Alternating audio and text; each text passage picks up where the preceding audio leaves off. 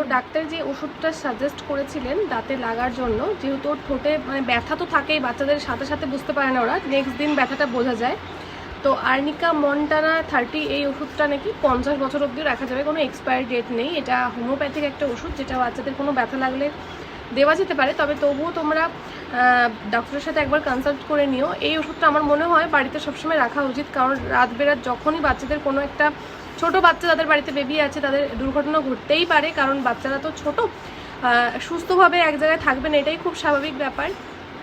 তো ওদিনের পরে আমার সত্যি মনে হয়েছে এই ওষুধটা আমার অনেক আগে থেকে রাখা উচিত ছিল, কারণ ওদিন যদি আরেকটু রাত হতো আমি তো আর এই ওষুধটা পেতাম না।